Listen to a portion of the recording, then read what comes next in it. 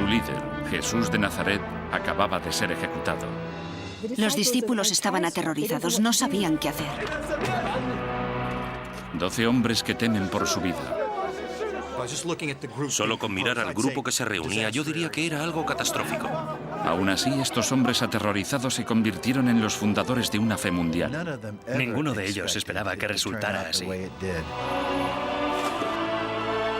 La ciencia moderna puede ayudarnos a entender cómo 12 hombres normales de las zonas más aisladas de Galilea pudieron acabar siendo grandes figuras de la historia, los discípulos.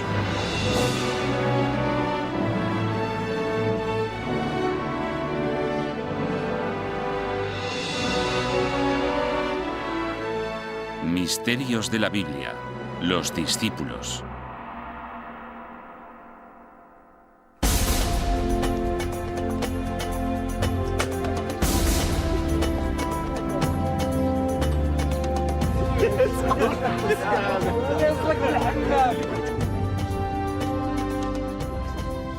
Los discípulos extendieron el mensaje de Jesús de Nazaret por todo el mundo antiguo. Muchos de ellos sacrificaron su vida por ello.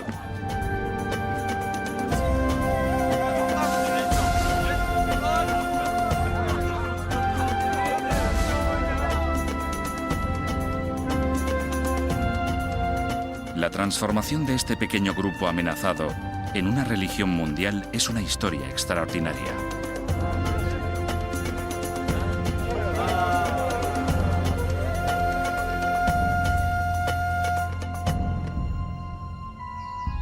Pero para entenderla, tenemos que seguir su viaje desde el principio.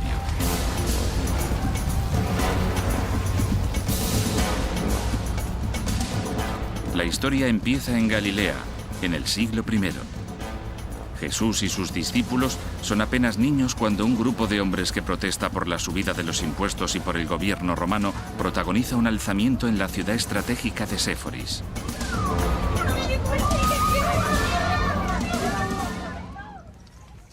Los romanos sofocaron inmediatamente la revuelta mediante la destrucción completa de la ciudad y el asesinato de sus habitantes o su venta como esclavos.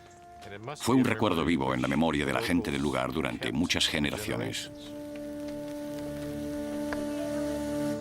De hecho, durante el siglo I, Galilea fue un caldo de cultivo de rebeliones. Helen Bonn ha estudiado estos antecedentes sociales e históricos de la Biblia. Sabemos que había bastantes líderes de bandidos en la época de Jesús. Sabemos de gente que se iba a las colinas a vivir en cuevas, a donde iba otra gente a buscarlos y organizaba movimientos de resistencia contra los romanos.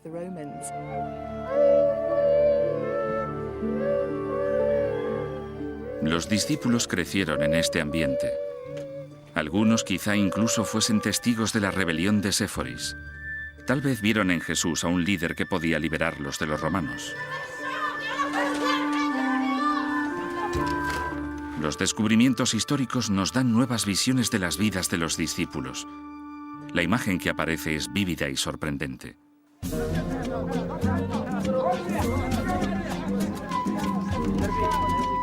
Una cosa está clara desde el principio.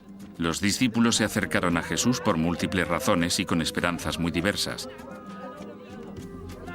Cuando los discípulos tenían entre 20 y 30 años, la primera de esas razones debió de ser económica. Los duros impuestos debían de ser una preocupación constante para los 4 discípulos que trabajaban como pescadores: Juan, los hermanos Pedro y Andrés y Santiago.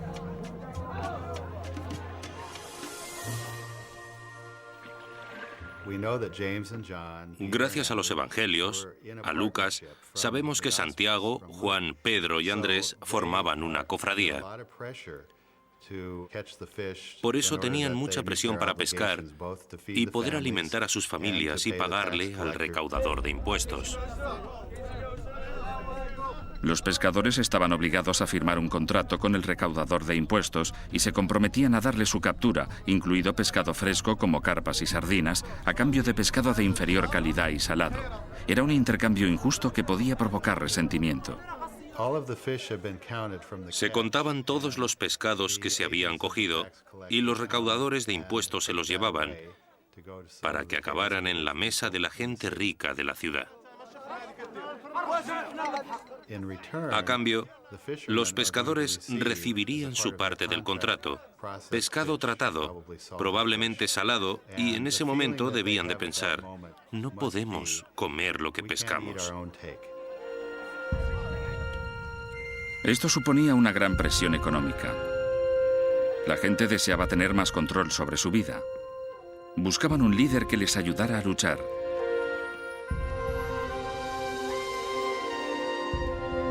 Quizás pensaran que ese líder era Jesús. Los seguidores iniciales de Jesús se sintieron atraídos por algo muy práctico que tenía que ver con la vida cotidiana, con asuntos reales. No lo interpretaríamos bien si dijésemos que era solo un movimiento religioso.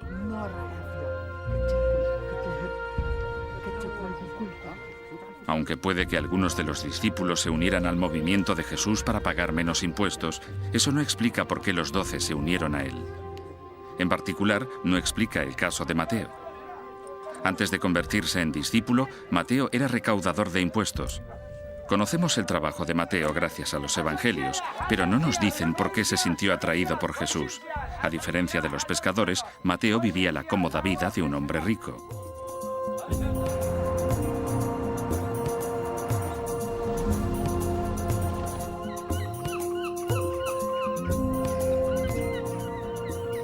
James Strange es un arqueólogo cuyas excavaciones en antiguos pueblos han ayudado a formar una idea de la vida en el siglo I.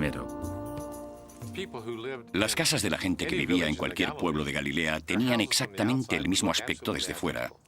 La única manera de tener algún objeto de lujo era tenerlo dentro de la casa. Podías enyesar una habitación muy delicadamente y pintarla de forma muy bonita, como si fuera un papel pintado en nuestra época, pero únicamente dentro de la casa. Nadie lo notaría desde fuera, a no ser que se le invitara a pasar. Puede que el interior de la casa de Mateo demostrara que era mucho más rico que sus vecinos. Aunque Mateo hubiese sido un recaudador de bajo nivel, con solo algunos pueblos bajo su control, habría sido más rico que cualquiera en esos pueblos. Pero su riqueza debió de convertir a Mateo en una figura odiada en su comunidad. Todos los días debía de enfrentarse a una dura lucha para poder hacer su trabajo.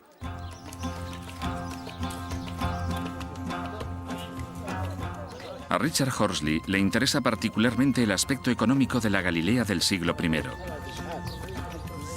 Descubrió que los impuestos se pagaban en especias, en lugar de con dinero, y que la gente de Galilea inventó muchas maneras de limitar la cantidad que entregaban. Con los siglos, los campesinos habían desarrollado maneras inteligentes de evitar los impuestos abusivos. Digamos que esta era la cantidad de cereales que había que darle al recolector de impuestos. El campesino lo trae y lo pone en la balanza y el recaudador ve que el peso es correcto. Pero cuando miramos dentro de la cesta, vemos lo que hay dentro en realidad. Claro que hay cereales, pero en el fondo hay piedras y palos, y gracias a eso, el campesino podía ahorrarse parte de los cereales que de otro modo habría tenido que entregarle al recaudador. Este enfrentamiento diario puede haber sido el estímulo que hizo que Mateo se uniera a Jesús. Debía de estar realmente solo. Es decir, para él debía de ser difícil encontrar gente con la que tener una relación normal. Estaba en una posición muy precaria y, a decir verdad, imagino que probablemente también necesitaría guardaespaldas.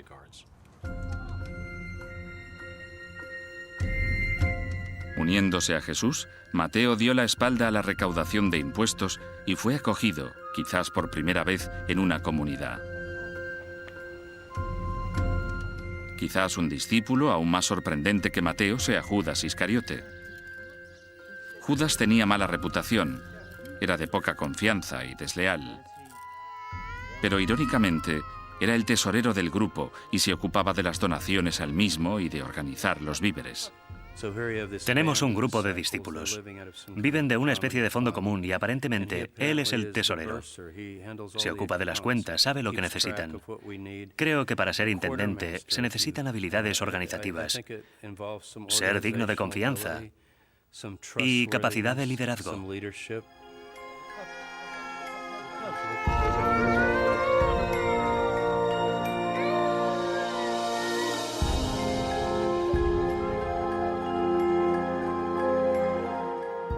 Así que, lejos de ser el chico malo, cuando Judas se unió al movimiento de Jesús, debió de ser considerado uno de sus miembros de más confianza.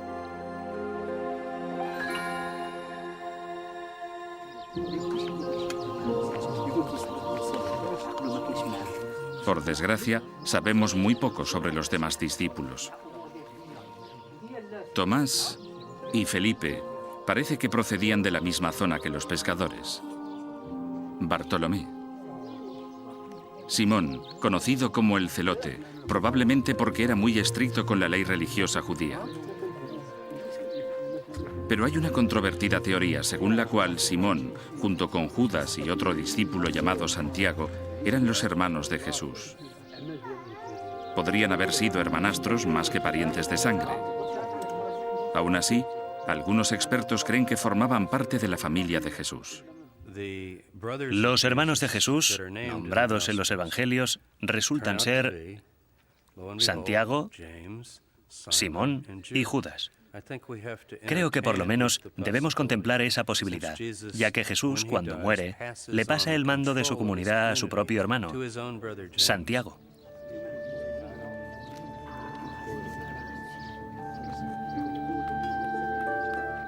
Cualesquiera que fueran los lazos de sangre entre Jesús y algunos de sus discípulos, queda claro que estos 12 hombres eran muy diferentes entre sí.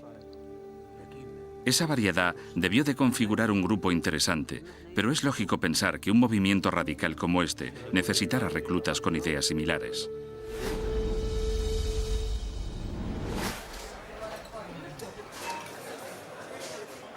Cary Cooper es especialista en psicología de grupo.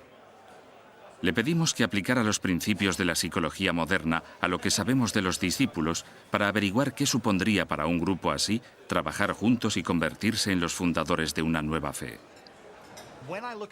Cuando pienso en los discípulos como psicólogo, la composición del grupo la consideraría catastrófica. Gente de toda clase de procedencias, un recolector de impuestos, personas que se rebelan frente a los impuestos, un celote, toda clase de personajes diferentes, muy diferentes. Si tienen un líder que pueda resolver sus diferencias, los conflictos potenciales que van a surgir y que les haga pensar en el objetivo común y en cómo ese objetivo puede solucionar sus necesidades personales, entonces puede funcionar.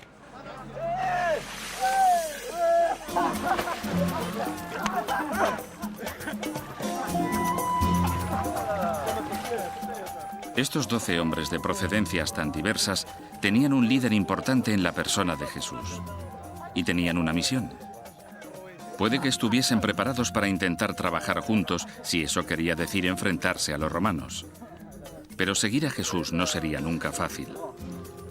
Hay pruebas que indican que viajar juntos como grupo en el siglo I habría sido una experiencia lo suficientemente dura como para poner a prueba a esos 12 personajes. Galilea tiene unos 55 kilómetros de un extremo a otro. Los discípulos podían recorrerlos más o menos en un día, pero el terreno podía ser accidentado. En estos lugares hay poca protección ante los elementos o ante los ladrones. La vida itinerante es muy dura. Hay gente que a veces cree que es su territorio y no les gusta que pases por él. Hay que pensar en los animales salvajes. En la antigüedad, los leones y los osos eran los dos principales depredadores que había que tener en cuenta. La Biblia explica que Jesús les dijo a sus discípulos que abandonaran todas sus posesiones. Aún así, hay cosas básicas que los expertos creen que debieron de necesitar.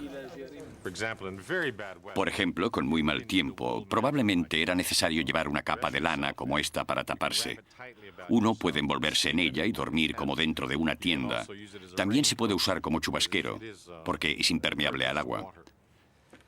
Si uno se encuentra con alguien que no es amable y no quiere darte fuego, debes tener una manera de hacerlo. Necesitas un trozo de hierro, un pedernal y un trozo de tela seca para poder encender tu propio fuego. Si no, te encuentras en una situación horrible. En cuanto a la seguridad, quizás necesites defenderte de los animales salvajes, de los depredadores. Aquí hay una espada. Es bastante pequeña, pero uno puede hacerse una idea. Cuando detienen a Jesús, 2 de los discípulos tienen espadas. Uno puede ponérsela en una cinta atada al muslo bajo la ropa.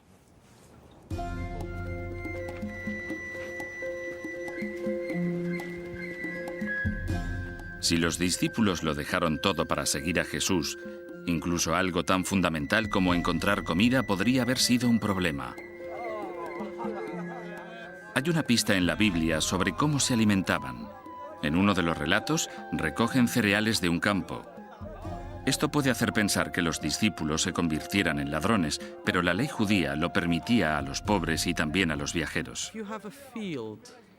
Si alguien tenía un campo porque era terrateniente y cosechaba la tierra, tenía que dejar algunas partes, una esquina del campo sin tocar, para que los pobres pudieran venir a recolectarlo.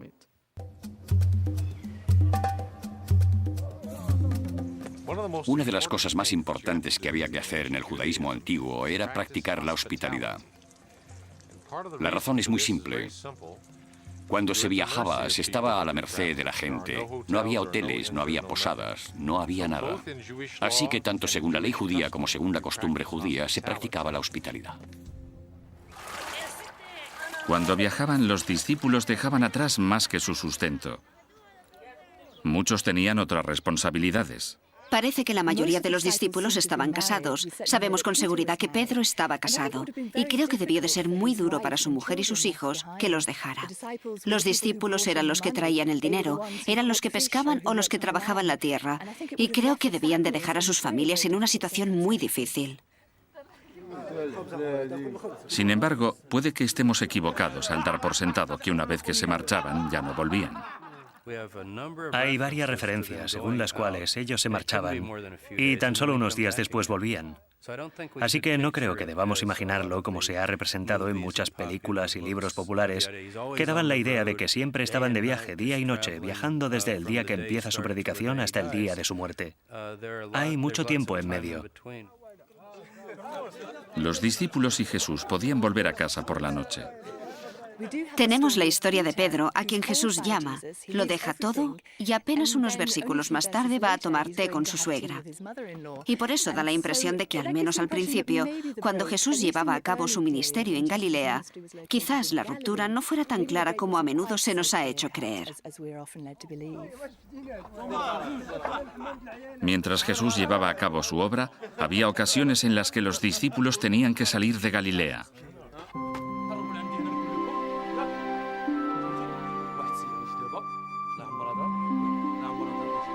Durante estos viajes, tenían que confiar en la hospitalidad de los desconocidos.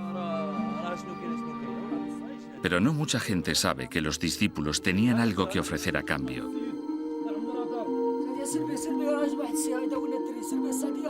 Algo muy buscado y muy poco común. Cuando excavamos las tumbas, vemos que la mayoría de la gente tiene 40 o 50 años al morir. Y las tasas de mortalidad eran parecidas a las de las naciones del tercer mundo de hoy en día, porque, después de todo, una pequeña infección podría ser mortal al no haber forma de tratarla.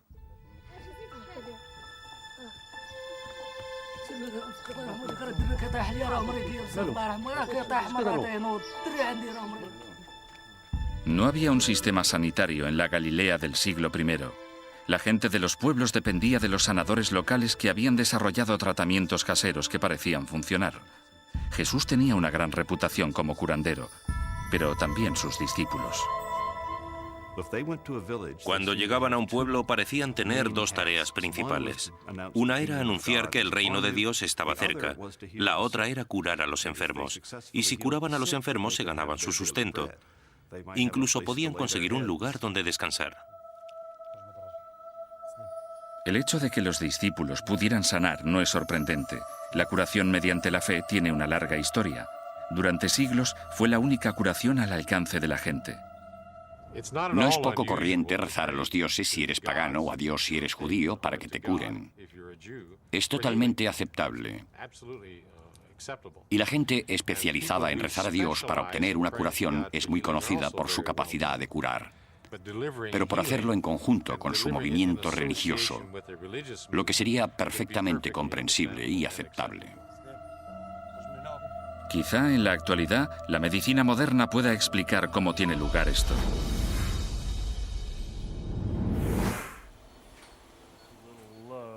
abajo y un poco hacia el centro. Hay que ir más arriba y hacia el lateral.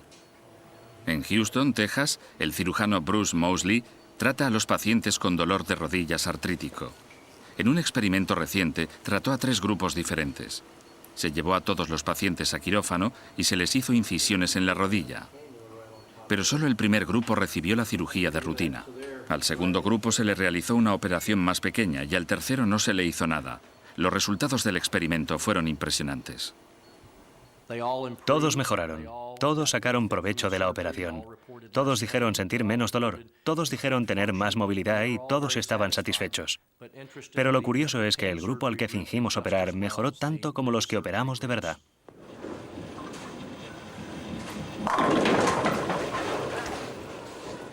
Tim Pérez fue uno de los primeros pacientes del Dr. Moseley. Caminaba y sentía un dolor agudo en la rodilla y Bueno, te duele y sientes que ya no tienes nada de fuerza.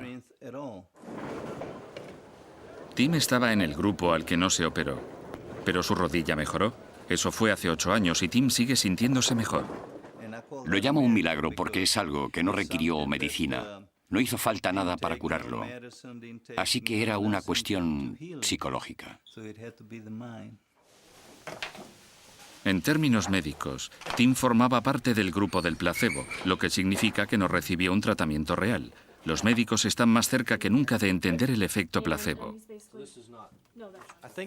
Creo que el placebo funciona por el impacto psicológico o mental que el tratamiento tiene sobre el paciente. Y está ligado a las expectativas y creencias de los pacientes. Si el paciente espera y cree que el tratamiento será efectivo, seguramente lo será. Y ahora estire las manos por encima de la cabeza, lo más arriba que pueda. Si la gente puede sanar simplemente porque confía en su médico, quizás ocurriera lo mismo en el siglo I. El Dr. Moseley aún cree que Dios estaba involucrado en la curación de los discípulos, pero no menosprecia la importancia de la creencia de los pacientes en que podían curarse. Ciertamente se pueden encontrar cosas paralelas entre lo que hacían Jesús y sus discípulos y lo que un médico hace hoy. En ambas situaciones, la gente cree que el sanador va a ayudarles. Y uno puede imaginar que algunos de los triunfos de los antiguos curanderos eran por el efecto placebo. En parte, gracias a su habilidad para sanar, Jesús y sus discípulos empezaron a atraer a multitudes cada vez mayores. No obstante, sanar podía ser una experiencia muy frustrante.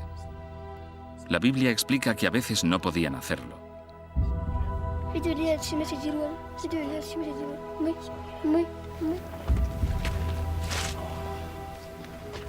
En el Evangelio de Mateo hay una historia de un hombre que lleva a su hijo ante Jesús, con claros síntomas de lo que hoy llamaríamos epilepsia, y se queja de que los discípulos no han podido sanar a su hijo.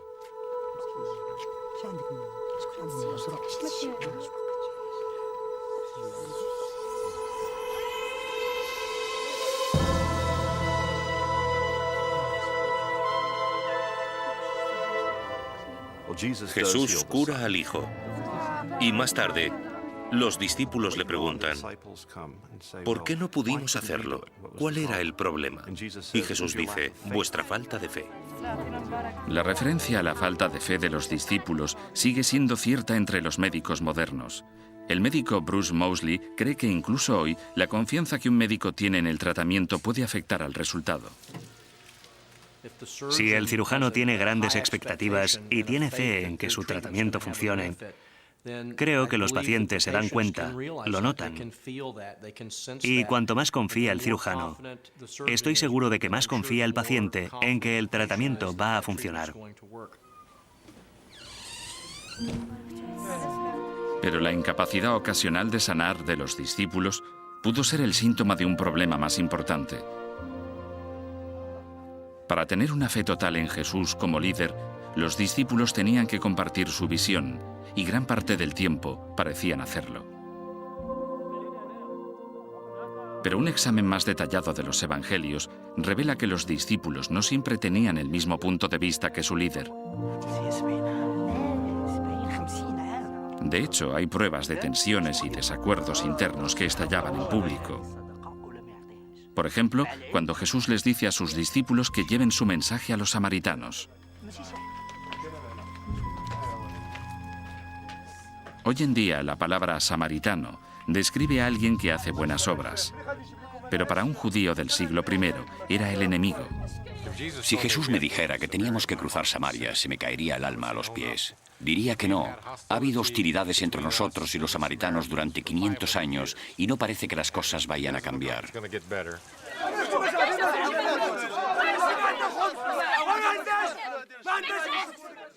La relación entre judíos y samaritanos era difícil. Parece que se remontaba a una discusión sobre cuál era el lugar adecuado para el templo. Los samaritanos decían que el lugar sagrado debía estar en su montaña sagrada, mientras que los judíos decían que el lugar sagrado debía estar en Jerusalén.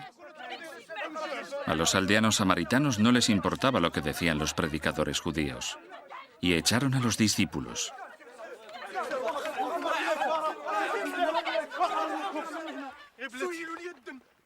En lugar de actuar con humildad, los discípulos se pusieron furiosos. Era una violación flagrante de las enseñanzas de Jesús que decían que había que amar al enemigo.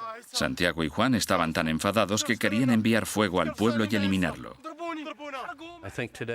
Creo que hoy en día nos parecería racismo, pero es incluso más que racismo. Si se piensa bien en lo que decían, matemos a esta gente. Jesús dijo que no, que así no funcionaban las cosas. Les ofrecía la salvación, pero si no la aceptaban era asunto suyo. Él simplemente se iría a otro sitio.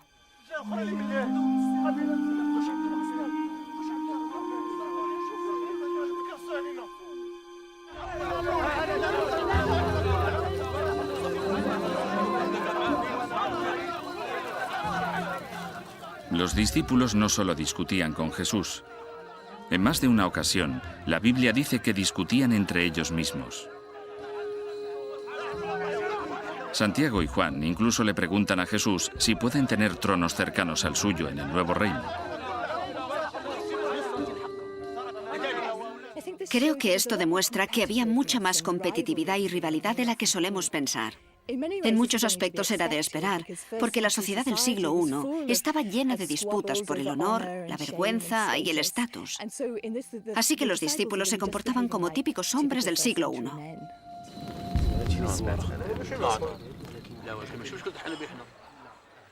Estas disputas podían ser típicas, pero según el psicólogo Cary Cooper, podían crecer y convertirse en dañinas luchas de poder. En casi todos los grupos tenemos un Santiago y un Juan. La razón por la que digo esto es porque eran un poco apasionados, un poco revolucionarios. Pero creo que en realidad quieren un papel de líderes. Creo que es a las personas a las que hay que tratar con cuidado. De no ser así, su necesidad innata de liderazgo, de tener influencia o de ser rebelde, complicará las cosas. Los discípulos conseguían controlar sus diferencias la mayor parte del tiempo.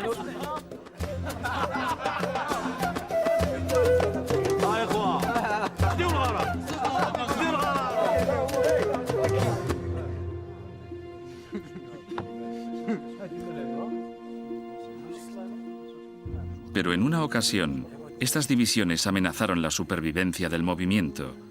Una mujer se acercó y vertió un caro perfume sobre Jesús.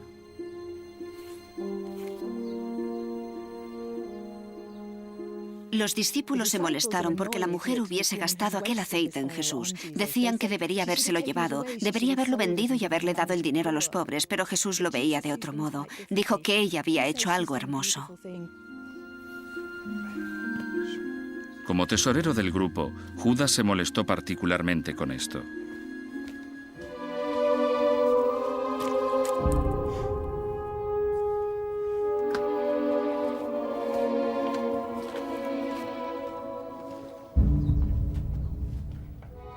Todos los grupos tienen desavenencias, pero las consecuencias de la reacción de Judas fueron catastróficas.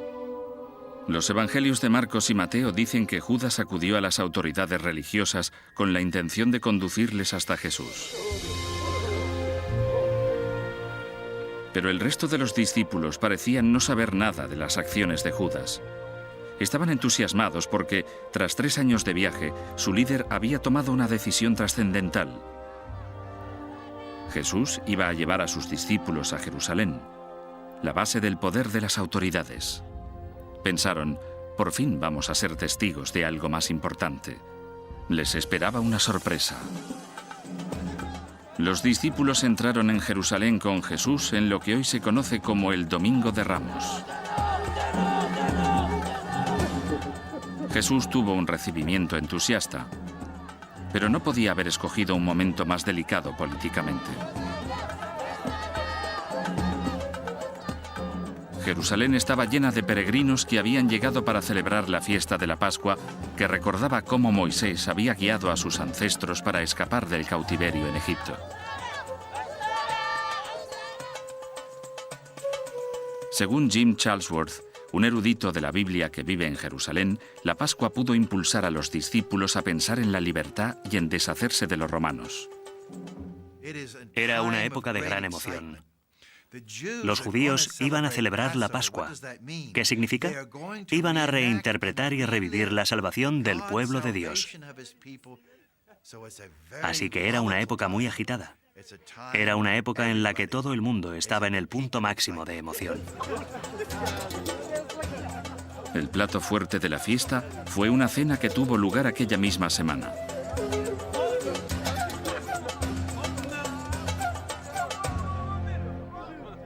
Pero cuando se sentaron a comer, momento que conocemos como la última cena, Jesús estaba más apagado de lo normal. De repente, en mitad de la comida, Jesús empezó a hablar de su muerte. Cogió el pan y dijo, «Este es mi cuerpo». Cogió su cáliz y dijo, «Esta es mi sangre». Y empezó a hablar de hacer cosas en su memoria. Creo que los discípulos se preguntarían en qué consistía todo aquello.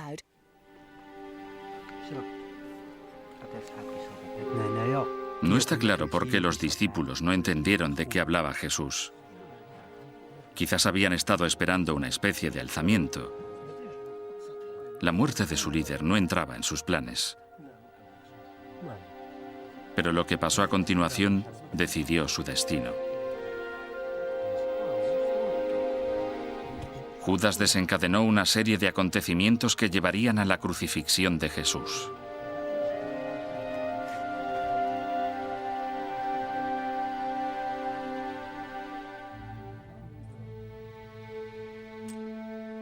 Hizo su trato mortal con las autoridades.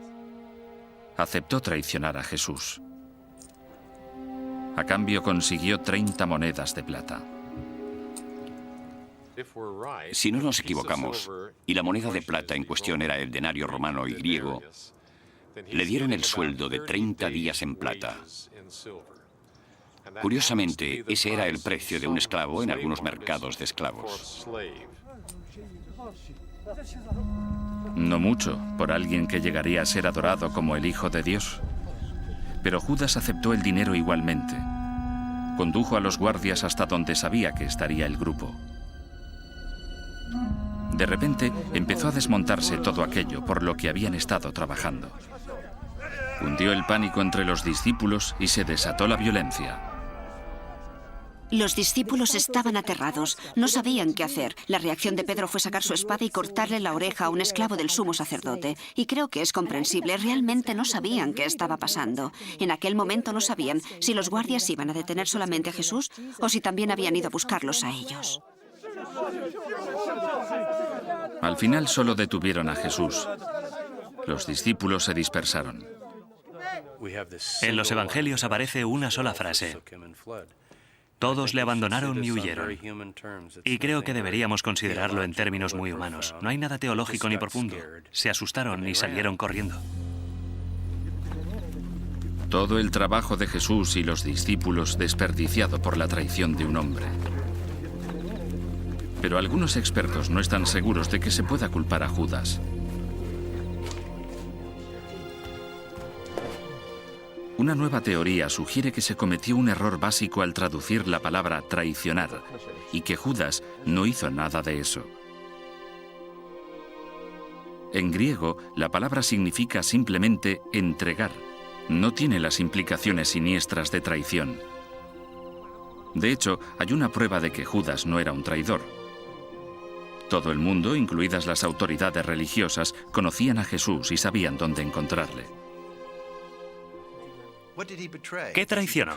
¿Dijo quién era Jesús? Todos sabían quién era Jesús. ¿Dijo dónde podían encontrarle?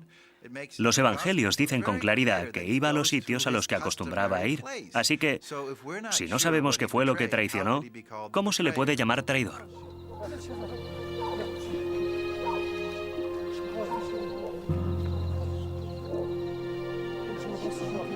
Es cierto que cuando Judas llegó con los guardias a detener a Jesús, su saludo fue extraño para ser el de un traidor. Un beso.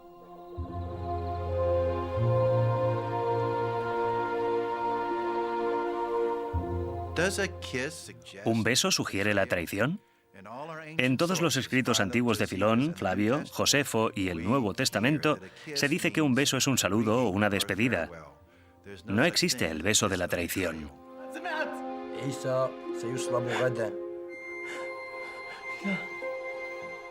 Lo que ha convencido a muchos expertos de que Judas no quería traicionar a Jesús es su respuesta cuando se enteró de que Jesús sería ejecutado.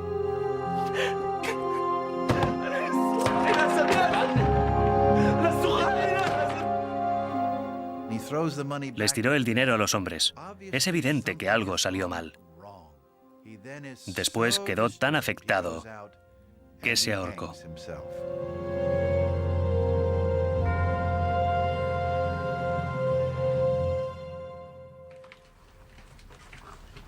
Pero aunque Judas no quisiera traicionar a Jesús, debió de haber una razón para que hiciera un trato con las autoridades. Creo que podríamos sugerir que pensó que tener una audiencia con el sumo sacerdote ayudaría a Jesús.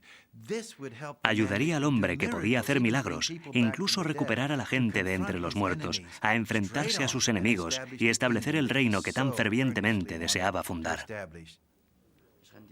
Es una teoría controvertida y no todo el mundo está convencido. Creo que tiene un cierto atractivo porque hace comprensible lo que hizo Judas, pero me parece muy poco probable. Todos los evangelios sugieren que Judas traicionó a Jesús por cualquier razón. Y quizás nunca sabremos cuál fue esa razón. Fuera intencionado o no, la cuestión es que Judas adelantó la muerte de Jesús.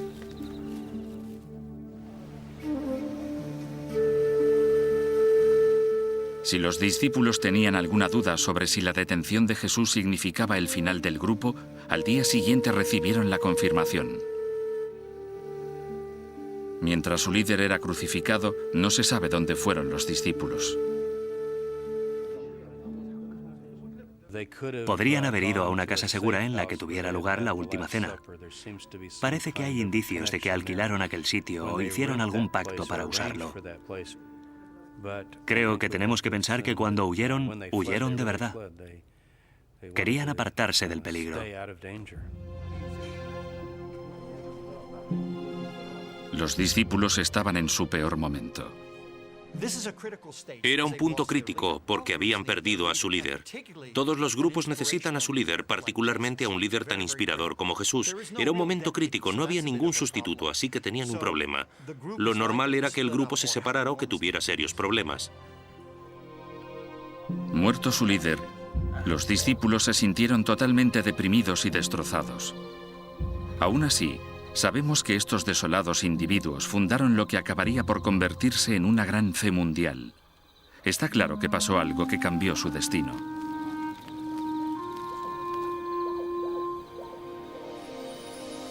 Apenas unos días después de la ejecución de Jesús, circulaban historias que decían que había resucitado. ¿Fue quizá aquello lo que hizo continuar a los discípulos?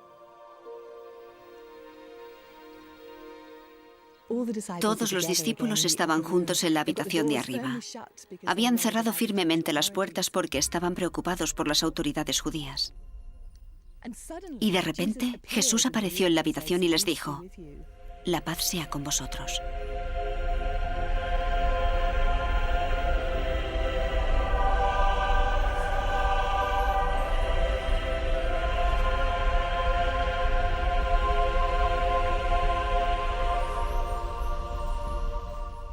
Creo que es un momento significativo en la historia del Evangelio, porque lo que realmente diferenciaba al movimiento de Jesús de los movimientos mesiánicos similares del siglo I era que estaban convencidos de que su Mesías había sobrevivido a la muerte. Así que es un momento simbólico de poder.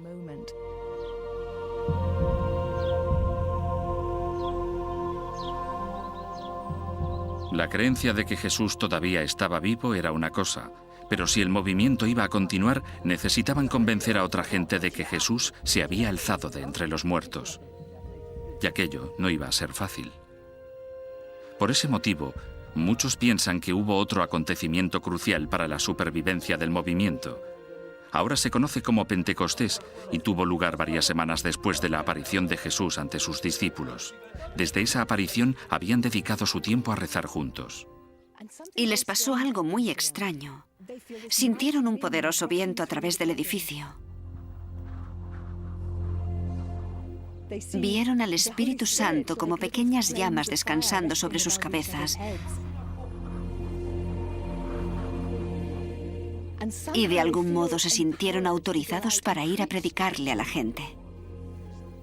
Y lo increíble es que todo el mundo parecía entender sus sermones, fuera cual fuera su lengua.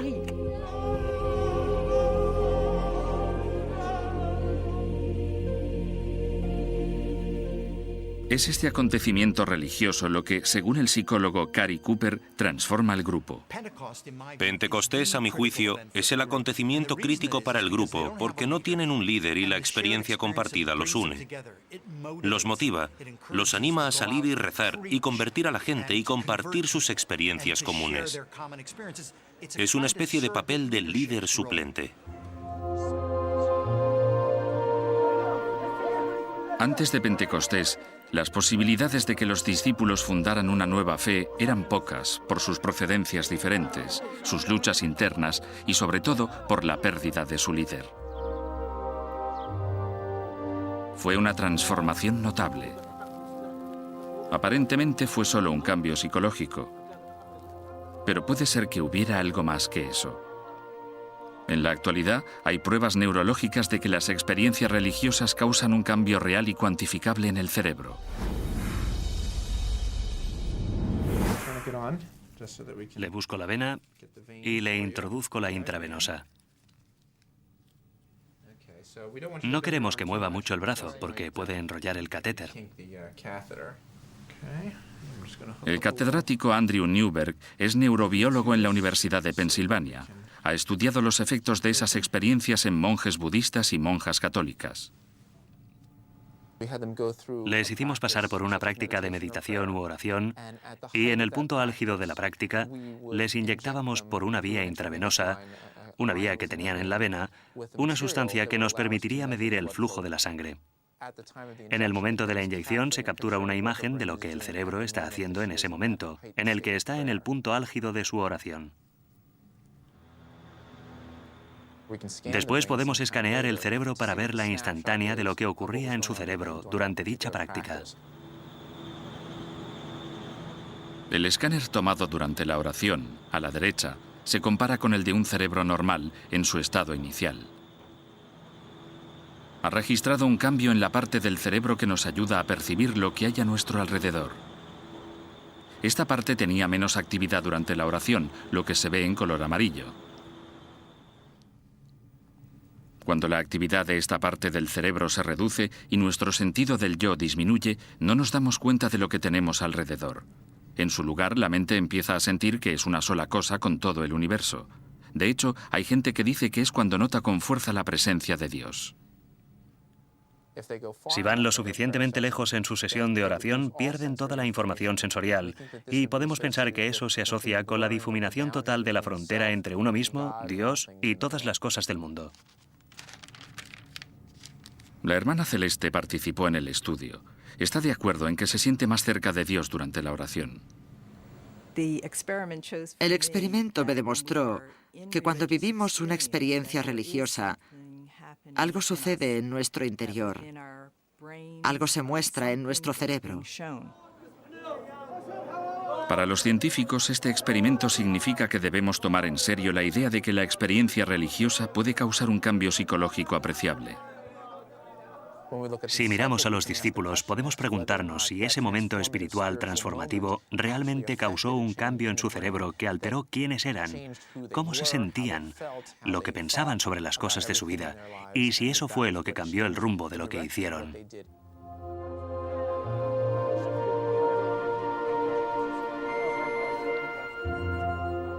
Realmente, tras esta experiencia, los discípulos ya no eran miembros del movimiento de Jesús.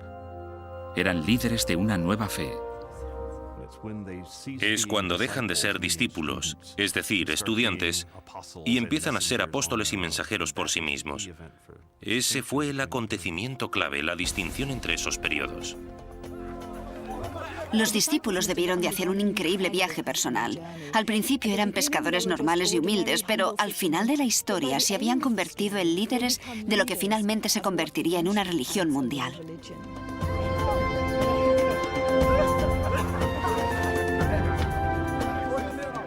Los discípulos no encajan con la visión tradicional de los hombres santos.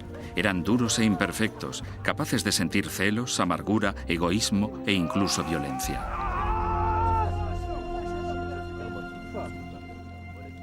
El Nuevo Testamento deja muy claro que estos hombres eran de carne y hueso, que eran seres humanos, con deseos humanos.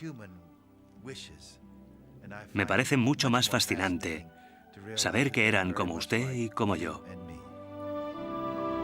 A pesar de todo, el movimiento que fundaron comprende a una tercera parte de la población mundial, y sus miembros y sus relatos aún hoy inspiran a la gente.